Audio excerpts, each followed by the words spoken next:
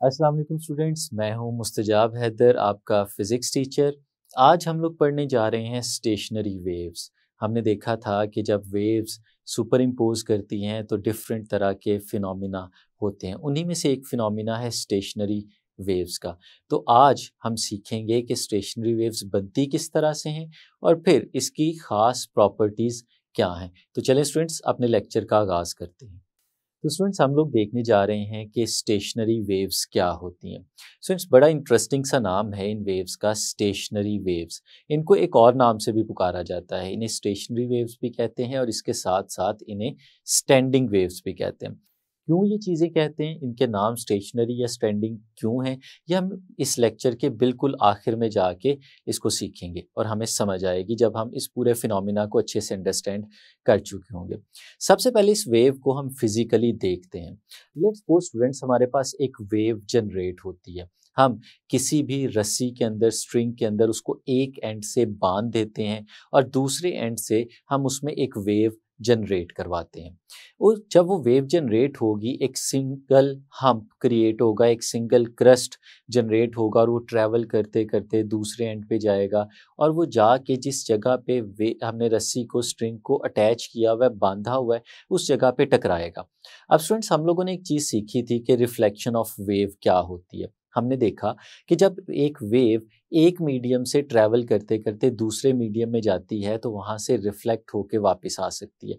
अब स्टूडेंट्स, अगर इसको देखें तो हम लोग अगर कंटिन्यूसली वेव्स बनाएं, हम अगर इस तरह से वेव बनाएं कि एक एंड जो हमारे स्ट्रिंग का है उस पर एक पीरियोडिक वेव जनरेट करना शुरू कर दें, तो स्टूडेंट्स एक एंड में वो वेव ट्रैवल करते करते आगे की तरफ जाएगी और जब उस हिंज्ड स्पोर्ट से, उस रिजिड स्पोर्ट से टकराएगी तो टकराने के बाद वो वापस आना शुरू हो जाएगी। तो स्टूडेंट्स, अब एक ही रस्सी के अंदर एक साथ दो वेव्स मौजूद हैं। एक वेव एक डायरेक्शन में ट्रैवल करते हुए जा रही है और दूसरी वेव उससे ऑपोजिट डायरेक्शन में ट्रैवल करते हुए आ रही है। तो स्टूडेंट्स, हम लोगों को पता है कि हमने पीछे सीखा था प्रिंसिपल ऑफ सुपरपोजिशन के अंदर कि स्टेशनरी वेव तो हम कहते उसे हैं कि जब दो वेव्स हों जो ऑपोजिट डायरेक्शन में ट्रैवल कर रही हो, सेम फ्रीक्वेंसी उनकी हो और वो सुपर इम्पोज हो। तो स्टूडेंट्स, यही काम यहाँ पे हो रहा है। एक वेव जो हम जनरेट कर रहे हैं पीरियोडिक, वो है, और एक वो है जो रस्सी में वापस आ रही है रिफ्लेक्ट होके। तो स्टूडेंट्स, दो वेव्स हैं जो ऑपोजिट डायरेक्शन में ट्रैवल कर रही हैं और उसके बाद ओवरलैप कर रही हैं। तो स्टूडेंट्स, ये दोनों वेव्स मिलके जो वेव बनाती हैं उसे हम लोग स्टेशनरी वेव का नाम देते हैं, रिलेट कर रहे हैं। तो स्टूडेंट्स, देखते हैं स्टेशनरी वेव्स को हम किस तरह से ग्राफिकली रिप्रेजेंट कर सकते हैं। स्टूडेंट्स, ये ग्राफिकली हम इसलिए देख रहे हैं क्योंकि आपके पेपर के पॉइंट ऑफ व्यू से आपको ये डायग्राम बनानी आनी चाहिए और इसी डायग्राम की बेस पे बेसिकली हम एक्सप्लेन करेंगे स्टेशनरी वेव्स को। लेट्स सपोज स्टूडेंट्स कि हमारे पास दो वेव्स हैं जो ओवरलैप कर रही हैं। हमने देख तो लिया कि वो दोनों वेव्स जो हैं वो ऑपोजिट डायरेक्शन में ट्रैवल कर रही होंगी और ऑपोजिट डायरेक्शन में ट्रैवल करते हुए ओवरलैप करेंगी। तो ये फिगर आपने कैसे बनानी है, सबसे पहले हमें इसका पता होना चाहिए।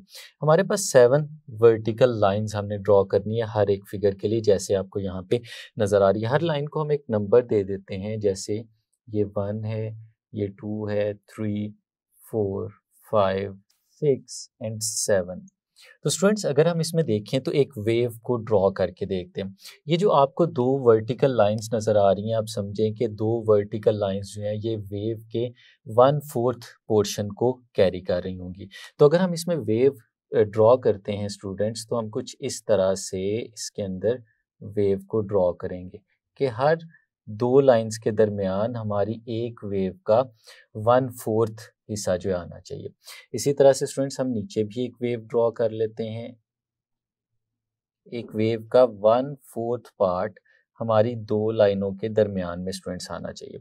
अब यहाँ पे देखें तो ये दो वेव्स हैं। आपने इमेजिन ये करना है कि ये दोनों वेव्स ओवरलैप कर रही हैं और इनकी ओवरलैपिंग को हम डिस्प्ले करेंगे अलग से, लेकिन ये उनकी पोजीशंस किसी भी टाइम में हम लोग देख सकते हैं। लेट्स सपोज इस वक्त इनका जो टाइम है वो 0 है। इस वक्त हम लोगों ने सिर्फ इन्हें ऑब्जर्व करना शुरू किया है, इनका टाइम 0 है। और स्टूडेंट्स, ये दो वेव्स हैं, हमें पता है, अभी सीखा हम लोगों ने स्टेशनरी वेव्स में, इन वेव्स ने ऑपोजिट डायरेक्शन में ट्रैवल करना होता है। एक वेव अगर लेफ्ट से राइट की तरफ जा रही है तो दूसरी वेव राइट से लेफ्ट की तरफ जाएगी। लेट्स सपोज स्टूडेंट्स, हमारे ये जो अपर पार्ट में हमें वेव नज़र आ रही है, ये वेव इस डायरेक्शन में ट्रैवल कर रही है, ये इसकी डायरेक्शन है। और जो लोअर पार्ट में हमें वेव नज़र आ रही है स्टूडेंट्स, लेट्स सपोज ये इस डायरेक्शन में ट्रैवल कर रही है। और उस ट्रैवलिंग के दौरान ये इनकी शेप बनाई है जब हमने रिकॉर्डिंग को स्टार्ट किया था, यानी इन वेव्स की रिकॉर्डिंग देखना शुरू की थी, इस वक्त ही यहाँ पे मौजूद थी। अब स्टूडेंट्स अगर गौर से देखें तो हम लोग इन वेव्स की डिफरेंट टाइम के साथ डिफरेंट पोजीशंस को इन जगहों पे प्लॉट करने जा रहे हैं। लेट्स सपोज हमने देखा कि दो लाइंस के दरमियान जो वेव का है 1/4 पार्ट जो है वो मौजूद है। अब स्टूडेंट्स अगर ये टाइम पीरियड, इस वक्त जो टाइम है वो हमने 0 सेकेंड्स लिया था जब हमने उसे मैयर करना शुरू किया था, हम यहाँ पे टाइम इंक्रीज करते हैं। लेट्स सपोज स्टूडेंट्स यहाँ तक जब हम पहुँचे थे तो हमारा जो टाइम था वो टाइम पीरियड का 1/4 हो चुका था, यानी इस टाइम में हमारी वेव का क्वार्टर पोर्शन, वेव का 1/4 पोर्शन आगे मूव कर चुका होगा। अब स्टूडेंट्स अगर उस मूवमेंट को यहाँ पे हम लोग देखना चाहें तो कैसे देख सकते हैं? अगर स्टूडेंट्स हम बात करें वेव की, जो ऊपर वाली वेव है ये उसकी डायरेक्शन आपको यहाँ पे शो की गई है, इस डायरेक्शन में आगे की तरफ मूव कर रही है। अब स्टूडेंट्स अगर मैं आपसे कहूँ कि टाइम जब है t/4 तो इसमें इस वेव का कितना हिस्सा आगे की तरफ मूव कर गया होगा? तो स्टूडेंट्स अगर ये टाइम पीरियड का 1/4 है तो इसका मतलब है इसमें इस वेव का 1/4 पार्ट आगे मूव कर जाना चाहिए। तो स्टूडेंट्स अगर वेव का 1/4 पार्ट यहाँ से आगे मूव करके आगे चला जाएगा तो हम देख सकते हैं कि जो दो लाइनों के दरमियान जितना वेव का हिस्सा है वो आगे शिफ्ट हो जाना चाहिए। यानी इस वक्त जो वेव का वो पार्ट जो 2 पे मौजूद है, क्योंकि ये इस डायरेक्शन में मूव कर रही है तो वो 2 की बजाय 1 पे आ जाना चाहिए। और जो वेव का पार्ट 3 पे मौजूद है वो 3 की बजाय 2 पे चले जाना चाहिए। 4 पे जो पार्ट मौजूद है वो 3 पे चला जाना चाहिए। तो स्टूडेंट्स इस तरह से ये सारी की सारी वेव आगे की डायरेक्शन में शिफ्ट हो जानी चाहिए। तो स्टूडेंट्स जब वो शिफ्ट हो जाएगी हम उसको यहाँ पे प्लॉट करेंगे। अब अगर आप देखें अगर 2 वेव का वो हिस्सा जो 2 पे अगर वो 1 पे आ गया हो तो स्टूडेंट्स हम देख सकते हैं कि फिर वो जो 2 पे हिस्सा है वो वेव का क्रस्ट था, तो ये क्रस्ट इस जगह पे आ जाना चाहिए। और स्टूडेंट्स अगर हम लोग देखें 3 पे ट्रफ था, ट्रफ अब 2 पे आ जाना चाहिए, यानी वो यहाँ पे आ जाना चाहिए। और स्टूडेंट्स अगर 4 की बात करें तो वो इसका जो ट्रफ था वो था और वो अब 3 पे आ जाना चाहिए, यानी वो यहाँ पे मौजूद होगा। तो स्टूडेंट्स अगर हम इस तरह से देखें तो ये वेव हमारे पास कुछ इस डायरेक्शन में आगे की तरफ बनती हुई हमें नज़र आ रही होगी। और स्टूडेंट्स अगर फिर हम इसको ड्रॉ करते हैं इस वेव को तो ये वेव हमारे पास कुछ इस फॉर्म में ड्रॉ होगी और ये वेव हमारे पास मौजूद होगी जब टाइम हमारे पास t/4 हो चुका होगा।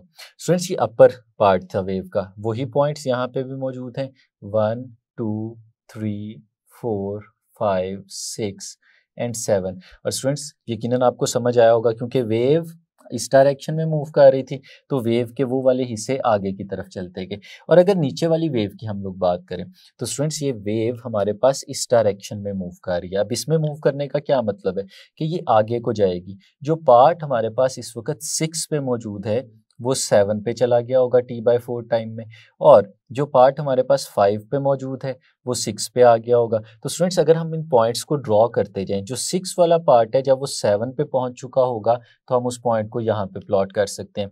और उसके बाद अगर हम देखें जो 5 वाला पार्ट है जब वो 6 पे आएगा तो स्टूडेंट्स वो मेन पोजीशन पे मौजूद होगा।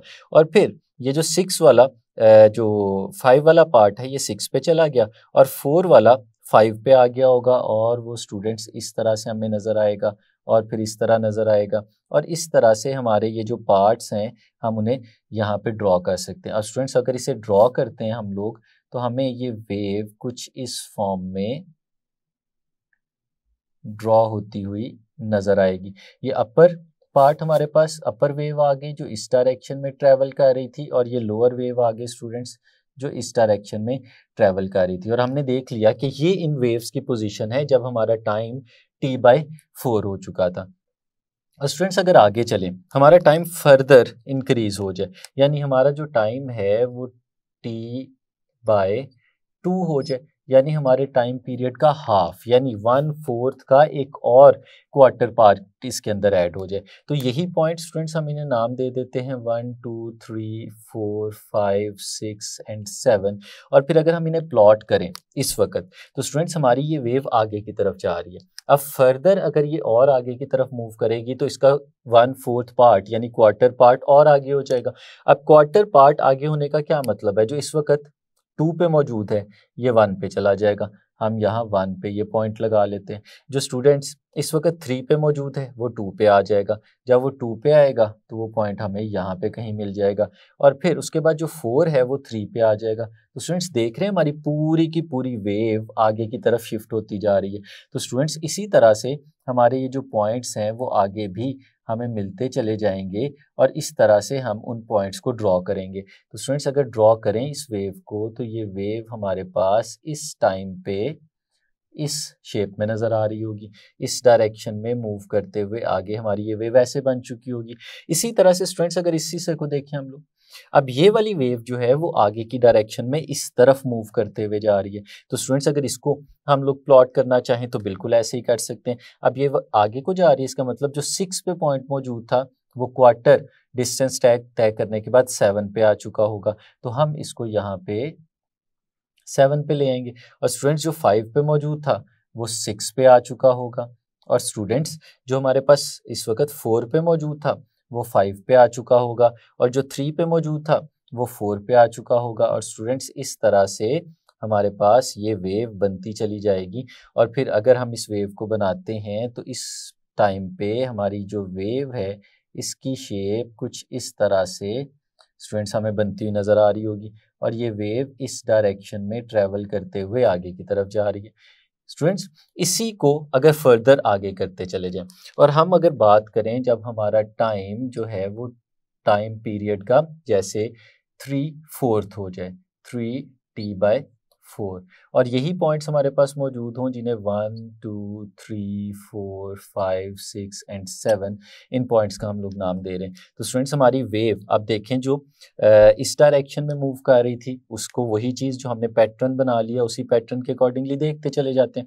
जो 2 पे था पॉइंट वो इस वक्त 1 पे आ गया होगा, और मैं उसे 1 के ऊपर प्लॉट कर देता हूँ इस तरह से। और जो 3 पे है वो 2 पे चला गया होगा, जो 4 पे है वो 3 पे आ गया होगा, जो 5 पे है वो 4 पे आ गया होगा। और स्टूडेंट्स इस तरह से हमारे ये जो पॉइंट्स हैं ये मूव करते हुए इस तरह से शेप बना रहे होंगे। तो स्टूडेंट्स फिर अगर हम इसको यहाँ पे ड्रॉ करें तो हमारे पास ये वेव कुछ इस शक्ल में ड्रॉ होगी, और ये यहाँ तक आ जाएगी। स्टूडेंट्स ये इस डायरेक्शन में मूव करते हुए आगे की तरफ जा रही है।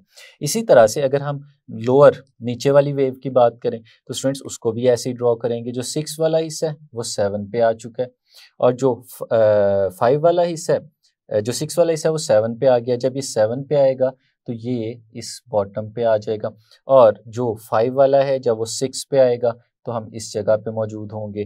फिर 4 वाला जब 5 पे आएगा तो स्टूडेंट्स इस तरह से हमारे पास ये वेव यहाँ पे बनती चली जाएगी। और स्टूडेंट्स फिर अगर हम इन पॉइंट्स को आपस में मिला देते हैं तो यहाँ पे कुछ इस शक्ल में हमारे पास ये वेव बन जाएगी जो इस डायरेक्शन में ट्रैवल करते हुए आगे की तरफ जा रही है।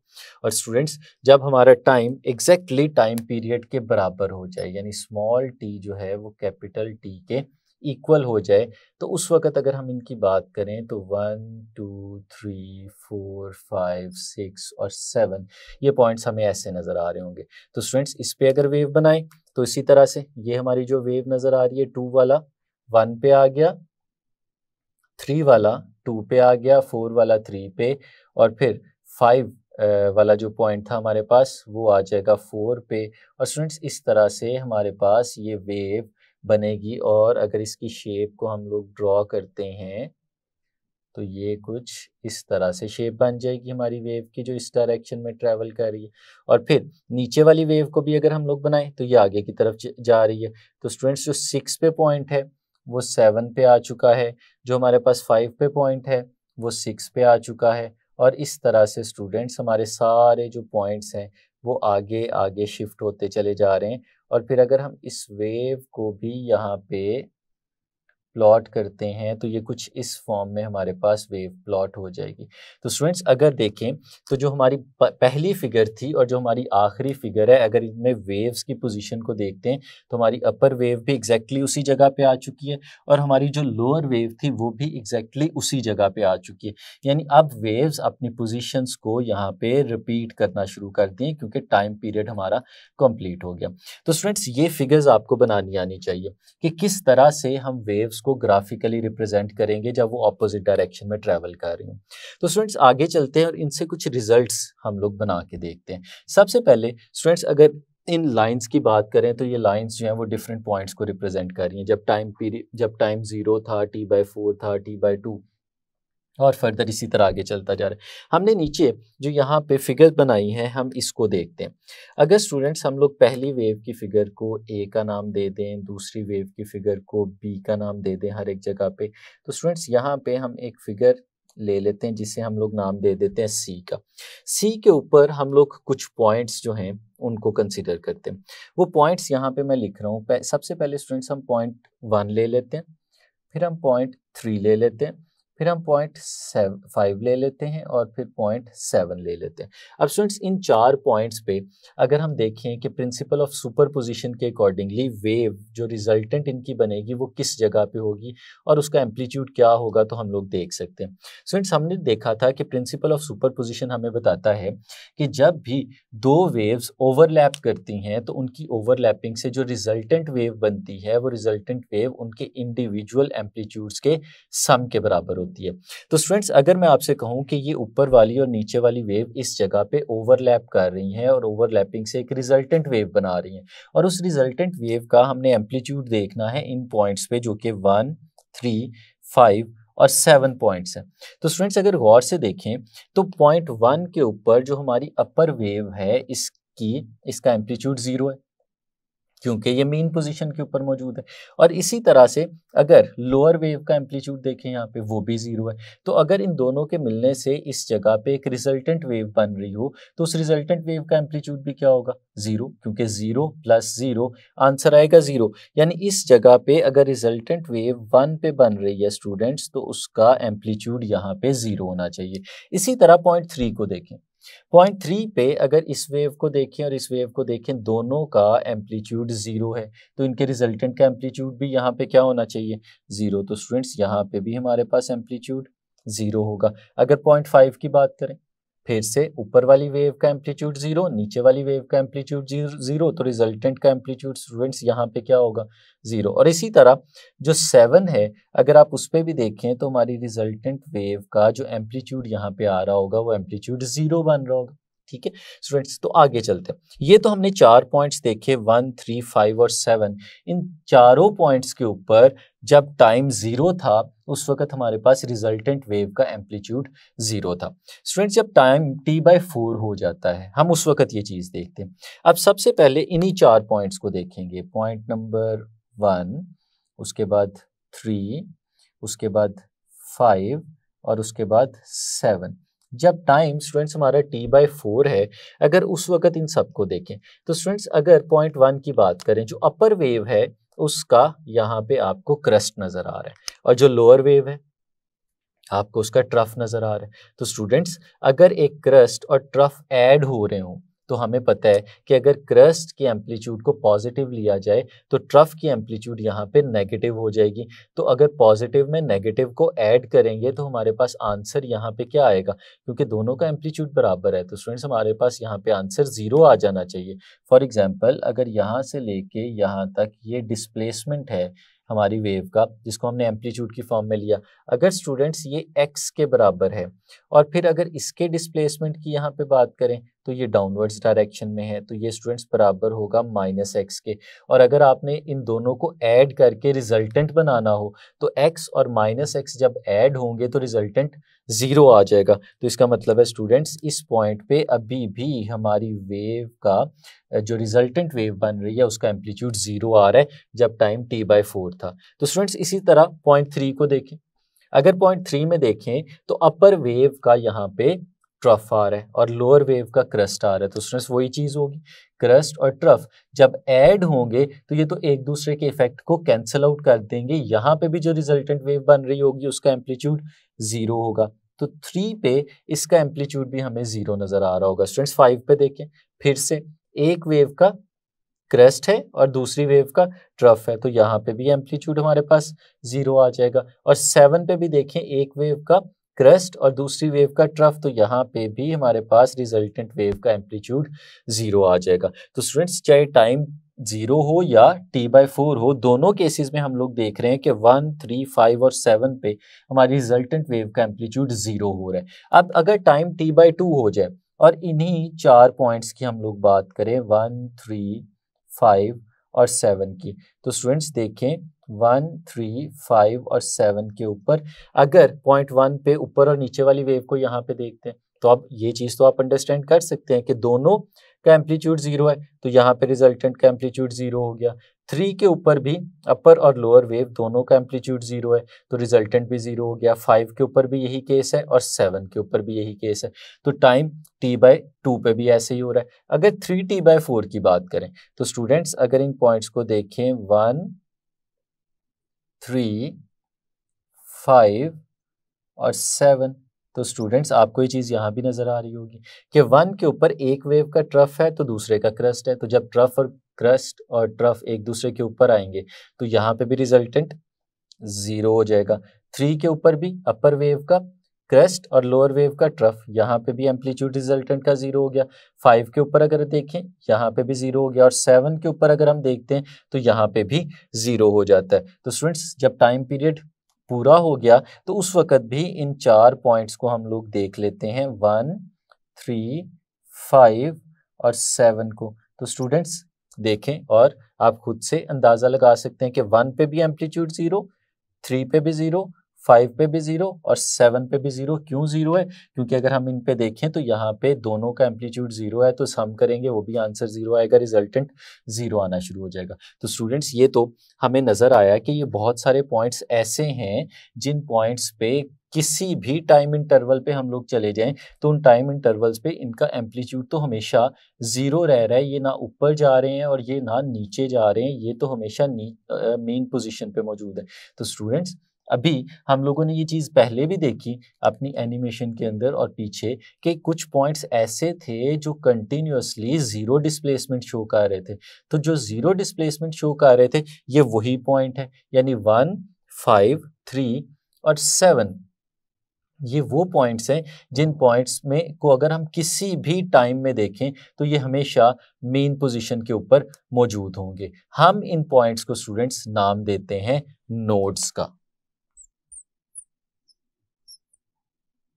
ये पॉइंट स्टूडेंट्स नोड्स कहलाते हैं जो परमानेंटली 0 डिस्प्लेसमेंट शो कर रहे होते हैं, यानी इन दो वेव्स के अंदर 1, 3, 5 और 7 ये 4 पॉइंट्स जो हमारे पास हैं ये नोड्स हैं। कोई भी टाइम हो, कोई भी वक्त हो, जब आप वेव की पोजीशन को रिकॉर्ड करेंगे तो ये पॉइंट्स हमेशा हमें 0 डिस्प्लेसमेंट शो कर रहे होंगे। 1, 3, 5 एंड 7 ये स्टूडेंट्स पॉइंट्स हैं।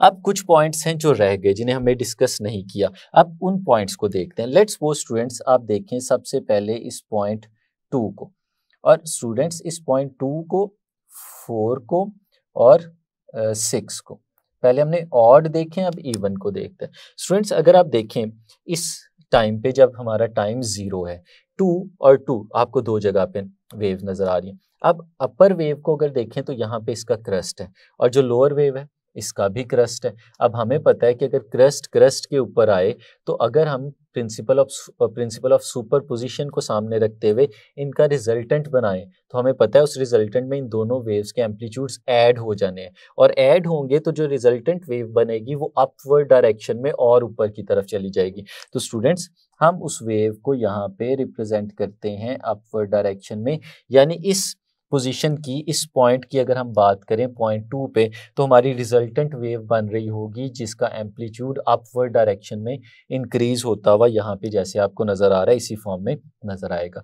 स्टूडेंट्स पॉइंट 4 की बात करें, अपर वेव का ट्रफ, लोअर वेव का ट्रफ। जब दोनों ट्रफ मिलेंगे तो अगर इनके एम्पलीट्यूड की बात करें तो रिजल्टेंट के केस में इन दोनों के एम्पलीट्यूड्स ऐड हो जाएंगे, लेकिन दोनों ट्रफ हैं तो रिजल्टेंट भी डाउनवर्ड्स बनेगा और हमारी वेव जो है वो इस वक्त डाउनवर्ड डायरेक्शन में इस जगह पे मौजूद होगी। और स्टूडेंट्स अगर 6 की बात करें, 6 में देखें तो इस वक्त दोनों का यहाँ पे आपको क्रेस्ट नजर आ रहा है, तो हमारी जो रिजल्टेंट वेव है वो इस वक्त हमें अपवर्ड डायरेक्शन में यहाँ पे इस तरह से नजर आनी चाहिए। तो स्टूडेंट्स अगर इन्हीं पॉइंट्स को हम लोग इधर देखें कि 2, 4 और 6, जब हमारा टाइम t/4 हो चुका है उस वक्त ये पॉइंट्स कहाँ पे मौजूद हैं। तो स्टूडेंट सबसे पहले अगर 2 को देखें तो 2 में अगर अपर वेव को देखें तो इसका एम्पलीट्यूड भी 0 है और लोअर वेव का एम्पलीट्यूड भी 0 है, तो रिजल्टेंट क्या होगा, रिजल्टेंट भी 0 हो जाएगा। इसका मतलब है कि ये जो वेव है इस वक्त इसका रिजल्टेंट हमें 0 मिलेगा। 4 के ऊपर भी हमें इनका रिजल्टेंट 0 मिलेगा और 6 के ऊपर भी, जैसे कि आप देख सकते हैं 4 पे भी दोनों वेव्स मेन पोजीशन पे मौजूद हैं, तो इसका मतलब है दोनों का एम्पलीट्यूड 0 है, रिजल्टेंट भी 0 हो जाएगा। और 7 पे भी 6 पे भी हमें यही केस नजर आ रहा है। तो स्टूडेंट्स आगे चलते हैं, इन्हीं पॉइंट्स को जरा यहाँ पे भी देखते हैं हम लोग 2, 4 और 6 के ऊपर। अब स्टूडेंट सबसे पहले 2 को देखें। अब 2 जो हमें यहाँ पे नजर आ रहा है कि अपर वेव का ट्रफ है और लोअर वेव का ट्रफ है, तो रिजल्टेंट क्या होगा, दोनों का रिजल्टेंट इन दोनों के एम्पलीट्यूड्स को ऐड करके बनेगा और एम्पलीट्यूड यहाँ पे डाउनवर्ड्स डायरेक्शन में इंक्रीज हो जाएगा और हमारी वेव में यहाँ पे जो पॉइंट्स हैं ये डाउनवर्ड्स डायरेक्शन में मौजूद होंगे। स्टूडेंट्स 4 की बात करते हैं। 4 में देखें दोनों वेव्स का हमें यहाँ पे क्रस्ट नजर आ रहा है और क्रस्ट ऐड होंगे तो वेव की एम्पलीट्यूड अपवर्ड डायरेक्शन में इंक्रीज हो गई होगी और ये इसकी डायरेक्शन को रिप्रेजेंट कर रहा है। और इसी तरह 6 में अगर हम देखें तो स्टूडेंट्स ये डाउनवर्ड्स डायरेक्शन को रिप्रेजेंट कर रहा होगा। तो स्टूडेंट्स आगे चलें और इन्हीं पॉइंट्स को 3/4 ऑफ टाइम पीरियड के टाइम में देखें। तो स्टूडेंट्स अब आप इसे जज कर सकते हैं कि अगर 2 पे देखें तो दोनों वेव्स मेन पोजीशन पे मौजूद हैं, दोनों का एम्पलीट्यूड 0 है, तो सम भी क्या हो जाएगा, 0 हो जाएगा। इसी तरह 4 पे देखें तो दोनों वेव्स मेन पोजीशन पे मौजूद हैं, तो सम यहाँ पे भी 0 और 6 के ऊपर भी दोनों वेव्स मेन पोजीशन पे मौजूद हैं, तो सम यहाँ पे भी 0 हो जाएगा। और स्टूडेंट्स आखिरी जब टाइम पीरियड के इक्वल हो जाता है तो फिर इन पॉइंट्स को हम लोग दोबारा देखते हैं। तो स्टूडेंट्स अगर दोबारा देखें यहाँ पे तो हमें नजर आ रहा है कि जो 2 पॉइंट है, पॉइंट 2, इस पे अगर देखें तो दोनों वेव्स के हमें यहाँ पे क्रस्ट नजर आ रहा है। तो क्रस्ट का मतलब है एम्पलीट्यूड अपवर्ड डायरेक्शन में इंक्रीज होगा और हमारी वेव जो है वो अपवर्ड डायरेक्शन में मौजूद होगी। और अगर 4 की बात करें तो हमारी वेव डाउनवर्ड्स डायरेक्शन में मौजूद होगी और अगर 6 की बात करें तो फिर अपवर्ड डायरेक्शन में ये मौजूद होगी। अब स्टूडेंट्स ये हमने इनकी पोजीशंस देख ली और ये जो फिगर बनाई है हम इसे फिगर डी का नाम दे देते हैं। अब स्टूडेंट्स इस फिगर डी में आप पॉइंट 2 की मूवमेंट को जरा देखें।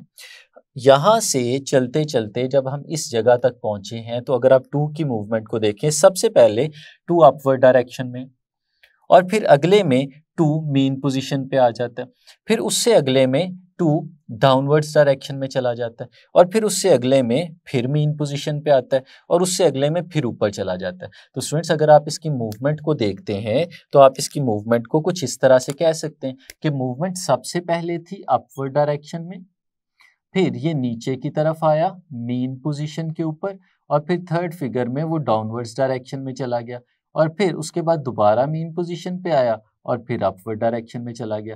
तो स्टूडेंट्स हम लोग यहाँ पे देख रहे हैं कि हमारा जो पॉइंट 2 है वो तो मेन पोजीशन से ऊपर और नीचे मूव कर रहा है, मेन पोजीशन से ऊपर नीचे ऑसिलेट कर रहा है। स्टूडेंट्स यही चीज़ आपको 4 पे भी नजर आएगी। अगर आप पॉइंट 4 को देखें तो वो डाउनवर्ड्स डायरेक्शन में था, फिर मेन पोजीशन पे आया, फिर अपवर्ड डायरेक्शन पे गया, फिर मेन पोजीशन पे आया, फिर डाउनवर्ड्स गया। तो हमारा जो पॉइंट 2 है उसी की तरह पॉइंट 4 भी ऑसिलेट कर रहा है और जो पॉइंट 6 है हमारा वो भी इसी तरह से ऑसिलेट कर रहा है। तो स्टूडेंट्स हमें नजर आ रहा है कि 3 पॉइंट्स हमारे इस जगह पे ऐसे हैं जो मेन पोजीशन पे रुके हुए नहीं है बल्कि ये ऑसिलेट कर रहे हैं, ऊपर और नीचे मूव करते जाते हैं। स्टूडेंट्स इन पॉइंट्स को हम लोग नाम देते हैं एंटी नोड्स और इसके अंदर, इस फिगर के अंदर जो एंटी नोड्स हैं स्टूडेंट्स हमारे पास, वो हैं 2, 4 एंड 6। ये वो पॉइंट्स हैं जो ऑसिलेट करते हैं। तो स्टूडेंट्स किसी भी स्टेशनरी वेव के अंदर अगर हम लोग बात करें इस चीज़ की, तो वो पॉइंट्स जो कंटिन्यूसली मीन पोजीशन के ऊपर मौजूद होते हैं, हम उन पॉइंट्स को नोड्स का नाम देते हैं। और वो पॉइंट्स जो मीन पोजीशन से ऊपर और नीचे ऑसिलेट कर रहे होते हैं, जैसे यहाँ पे हमें 2, 4 और 6 ऑसिलेट करते हुए नजर आ रहे थे, हम उन पॉइंट्स को एंटी नोड्स का नाम देते हैं। तो स्टूडेंट्स ये जो हमने फिजिकली देखे थे, ये उसको हम लोगों ने एक्सप्लेन किया है यूजिंग ग्राफ्स। अब यहाँ से स्टूडेंट्स कुछ 1-2 रिजल्ट हमें और निकालने हैं। अगर उन रिजल्ट्स को देखें तो पहली चीज़ है कि आपके पास कहीं पे भी अगर 2 कंसेक्यूटिव नोड्स की बात करें तो वो कहाँ पे होंगे। तो स्टूडेंट्स यहाँ पे हमें नज़र आ रहा है कि एक जो नोड है हमारे पास वो 1 पे है, 3 पे है, 5 पे है, 7 पे। कोई से 2 कंसेक्यूटिव नोड्स की बात करें तो एक नोड 1 पे है और उसके फौरन बाद आने वाला नोड जो है वो 3 पे है। अगर आपसे पूछा जाए कि 1 और 3 के दरमियान डिस्टेंस कितना है, कोई भी फिगर ले लें, 1 और 3 के दरमियान फासला निकालें, तो आप देखेंगे कि 1 और 3 के दरमियान हाफ वेव बन रही है। जैसे ये अगर वेव की बात करें तो यहाँ से चलती है और 0.5 पे जब पहुँचती है तो वेव कंप्लीट होती है, और अगर 3 तक पहुँचे तो हाफ ऑफ वेव है। तो 1 से लेके 3 तक हाफ वेव मौजूद है। तो स्टूडेंट्स कोई भी पॉइंट लें, कोई भी 2 कंसेक्यूटिव नोड्स ले लें, 1 और 3 ले लें, 3 और 5 ले लें, 5 और 7 ले लें, तो जब भी 2 कंसेक्यूटिव नोड्स लेते हैं तो उनके दरमियान फासला हमेशा हाफ ऑफ वेव के बराबर होता है, यानी हाफ ऑफ वेवलेंथ के इक्वल होता है। तो स्टूडेंट्स डिस्टेंस बिटवीन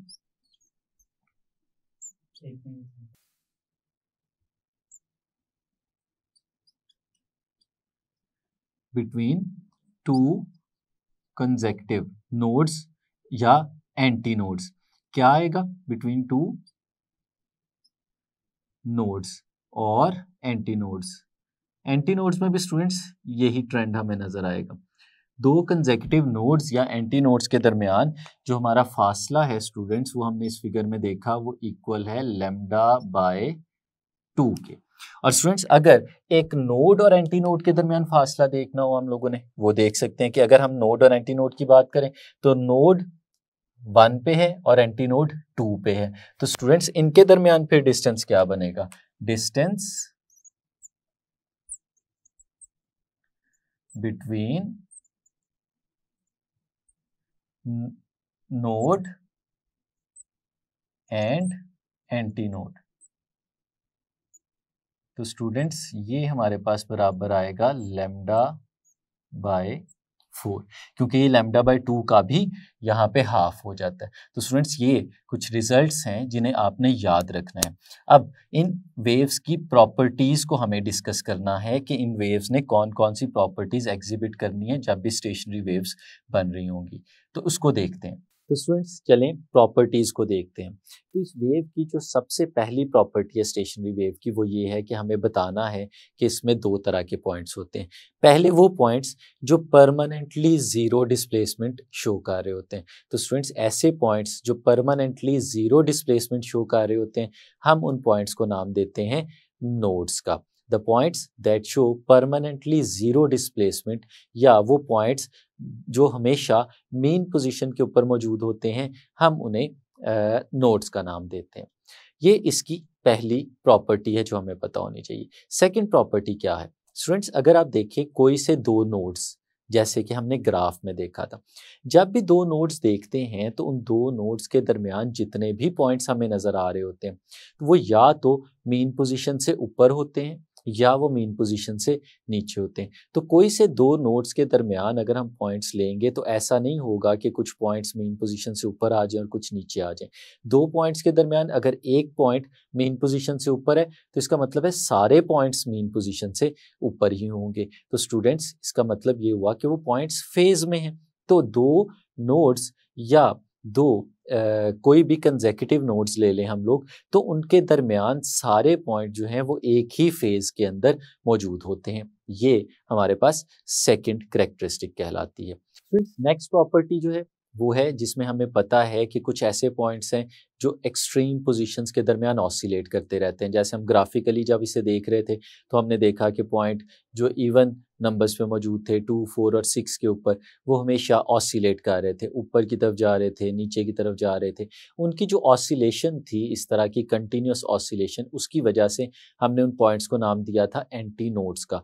तो स्टूडेंट्स, वो पॉइंट्स जो इन स्टेशनरी वेव्स में ऑसिलेट करते रहेंगे, हम उन पॉइंट्स को एंटी नोड्स का नाम देते हैं। जैसे कि 2, 4 और 6 हमारे ग्राफिकल रिप्रेजेंटेशन के अंदर हमें नज़र आ रहे थे, तो वो सारे एंटी नोड्स थे। फिर स्टूडेंट्स, हमने और चीज़ भी सीखी जिन्हें प्रॉपर्टीज़ की फॉर्म में लिखते हैं। वो क्या है कि अगर आप कोई से दो कंसेक्यूटिव नोड्स की बात करें, तो वो दो नोड्स जो थे उनके दरमियान जो डिस्टेंस था वो हमने ग्राफिकली देखा, वो λ/2 के बराबर था, हाफ ऑफ वेवलेंथ के इक्वल था।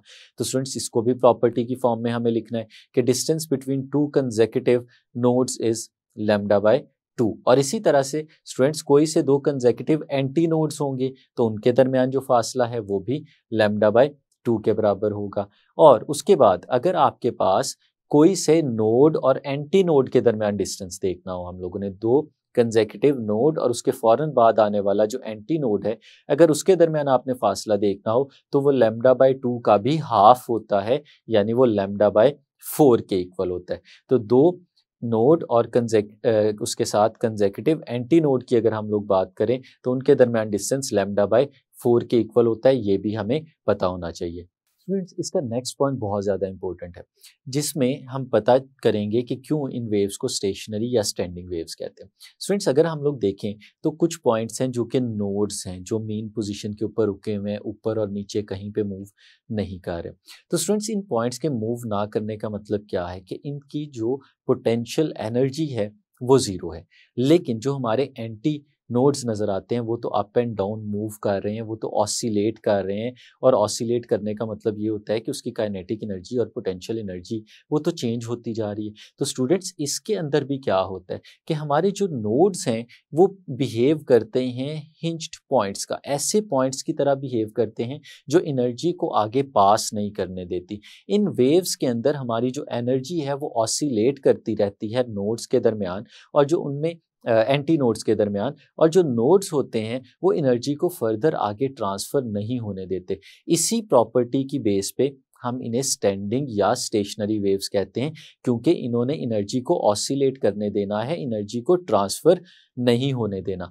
जो हमारे पास एंटी नोड्स ऑसिलेट करते हैं स्टूडेंट्स, वहाँ पे एनर्जी तो कन्वर्ट होती रहती है, उसमें काइनेटिक एनर्जी पोटेंशियल में बदलती रहती है, पोटेंशियल एनर्जी काइनेटिक में चेंज होती रहती है, लेकिन ओवरऑल अगर हम एनर्जी की बात करें तो नोड्स ने एनर्जी को वेव्स के अंदर रोक दिया होता है। इस वजह से हम इसे स्टेशनरी या स्टैंडिंग वेव्स भी कहते हैं। और स्टूडेंट्स, लास्ट जो हमारा पॉइंट है वो भी यही है कि हमारे जो एंटी नोड्स हैं उसमें जो एनर्जी है वो ऑसिलेट भी करती है और चेंज भी होती है। काइनेटिक एनर्जी पोटेंशियल एनर्जी में बदलती रहती है, पोटेंशियल एनर्जी काइनेटिक एनर्जी में बदलती रहती है, और अगर हम ओवरऑल एनर्जी की बात करें तो वो भी कांस्टेंट रहती है, वो चेंज नहीं होती। तो स्टूडेंट्स, ये थी हमारी स्टेशनरी वेव्स। हमने देखा कि ग्राफिकली हम किस तरह से स्टेशनरी वेव्स को बना के देख सकते हैं और फिजिकली भी हम उन्हें किस तरह से ऑब्जर्व कर सकते हैं। उम्मीद है आपको अच्छे से समझ आई होगी। नेक्स्ट लेक्चर में मिलेंगे, तब तक के लिए अल्लाह हाफिज़।